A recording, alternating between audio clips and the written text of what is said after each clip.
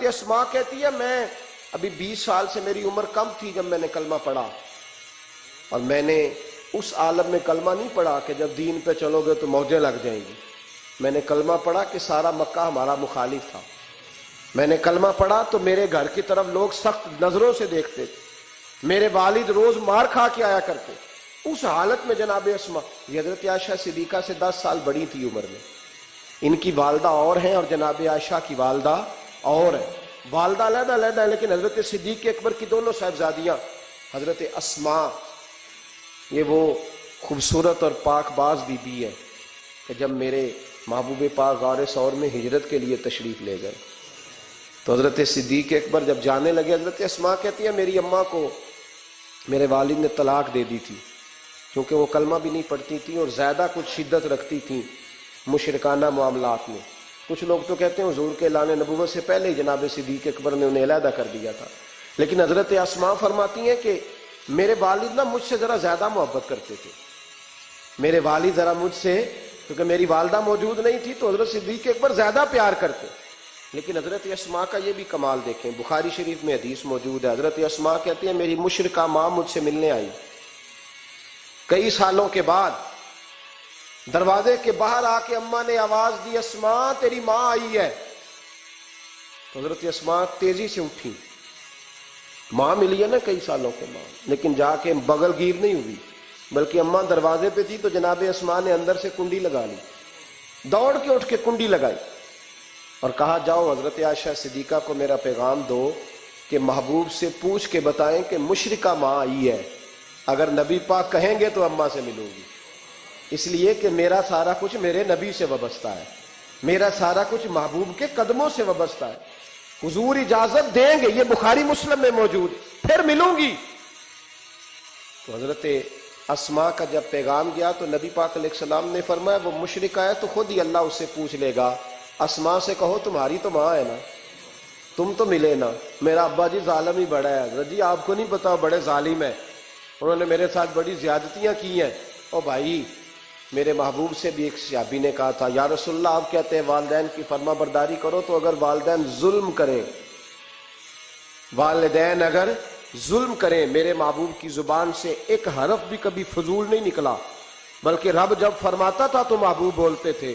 اس نے ایک دفعہ کہا حضور اگر والد ظلم کرے، نبی پاک نے 3 دفعہ فرما او یظلمو او یظلمو او یظلمو، اگر وہ ظلم بھی کریں ظلم بھی کریں ظلم بھی کریں تو پھر بھی تو نے ماں باپ کی فرما برداری کرنی. 3 دفعہ محبوب نے ارشاد فرما. حضرت اسماء کہتی ہیں حضور نے فرمایا تیری تو والدہ ہے نا، تو میل. پھر پیغام بھیجا کہ یا رسول اللہ وہ کچھ تحفے بھی لائی ہیں، اگر اجازت ہو تو قبول کروں. فرمایا تیرے لیے اجازت ہے. حضرت اسماء اتنی مضبوط مسلمان تھی کہ اماں مشرکہ تھی، لیکن اس کے قریب جانا انہوں نے پسند نہ کیا جب تک حضور اجازت نہ دے. فرماتی ہیں جب میرے ابا جی ہجرت کے لیے جانے لگے نا غار ثور پہ تو میری ڈیوٹی لگا گئے، کہنے لگے بیٹی تو بڑی ہے، پیچھے ذرا خیال رکھنا. کہتی ہیں 60,000 دینار تھے گھر میں.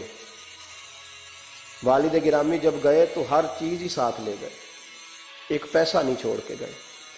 کہتی میرے دادا نابینا تھے حضرت ابو قحافہ، بعد میں مسلمان ہو گئے.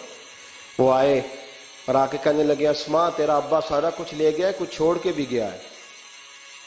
تو کہتی ہیں میں پریشان ہو گئی، کیا جواب دوں، دادا جی بوڑھے یہ تو احتجاج کریں گے. کہتی ہیں کہا نہیں نہیں بڑی خیر ہے، بڑا کرم ہے. کہا نہیں مجھے بتا کچھ چھوڑ کے گیا ہے، مجھے امید نہیں ابو بکر کچھ چھوڑ کے جائے گا. اور جب محمد ابن عبداللہ صلی اللہ علیہ وسلم پہ خرچ کرتا ہے تو ہر چیز ہی لٹا دیتا ہے.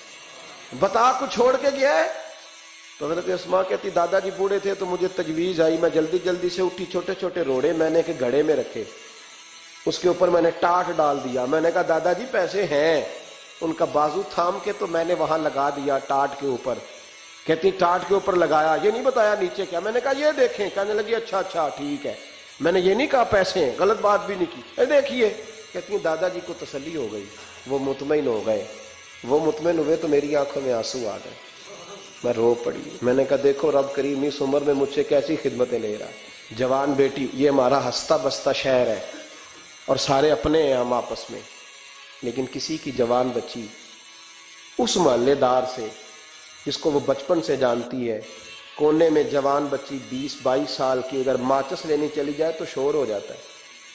وہ بیٹی نکل آئی ہے جی، ابا جی شام کو گھر آئے تو محلے دار غیبت کریں گے، بیٹی تیری جوان وہاں کھڑی تھی، آج سبزی لینے آئی تھی، ماچس لینے، ابا درا نکال لیتا ہے. بیٹی کیسے باہر چلی گئی؟ بھئی اپنا محلہ ہے، سارے اپنے لوگ ہیں، کیوں پھر بھی نہیں جا سکتی؟ کیسے گئی؟ 5413 فٹ اونچی غار ہے، غار ثور. اور جب ہم وہاں جاتے ہیں تو تجربہ کار حاجی مشورہ دیتے ہیں، کہتے ہیں سویرے سویرے جانا فجر کی نماز کے وقت، ورنہ دوپہر میں جانا بڑا مشکل ہوتا ہے. 3 بوتلیں بغل میں پانی کی، رستے میں 4-5 جگہ جو ہے وہ بیٹھنے کی جگہ بنی ہوئی ہے، وہاں ڈھابے ہیں، چائے کے، بوتل کے، پانی کے، رستے بن گئے. لیکن جب حضرت صدیق اکبر نبی پاک کو لے کے گئے کوئی رستہ نہیں تھا، دشوار گزار گھاٹی تھی.